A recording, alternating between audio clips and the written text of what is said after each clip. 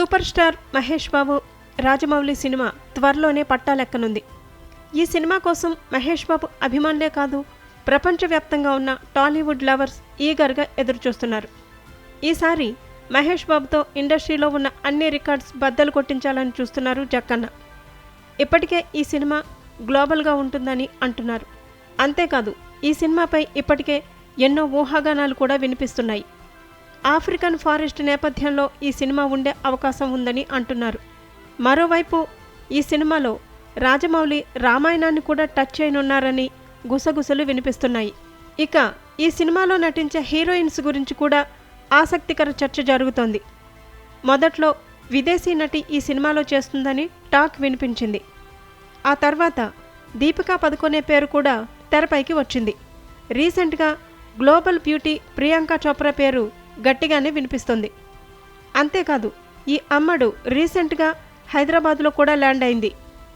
అమెరికాలో ఉంటున్న ప్రియాంక సడన్గా హైదరాబాద్లో అడుగుపెట్టడంతో ఆమె మహేష్ సినిమా కోసమే వచ్చిందని ఫిక్స్ అయ్యారు కొందరు అభిమానులు.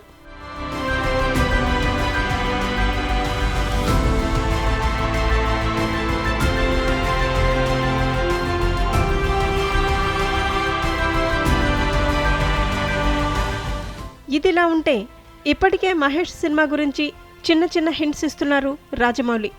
ఆ మధ్య కెన్యా అడవుల్లో లొకేషన్స్ వేటకు వెళ్లారు. ఆ తర్వాత ఓ సింహం ఫోటోకు మహేష్ బాబును ట్యాగ్ చేశారు. ఆ పోస్ట్ సోషల్ మీడియాను షేక్ చేసింది.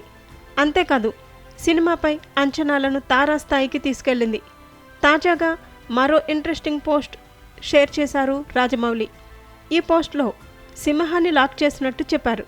అంతేకాదు, ఆయన ఓ పాస్పోర్ట్ కూడా చూపించారు. దీని అర్థం పాస్పోర్ట్ లాక్కొని సింహాన్ని లాక్ చేశాను అని చెప్పడం. మహేష్ బాబు తరచూ ఫ్యామిలీతో విదేశాలకు వెళ్తూ ఉంటారు.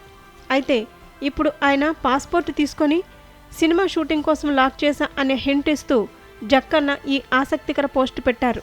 దీనికి మహేష్ బాబు అదిరిపోయే రిప్లై ఇచ్చారు.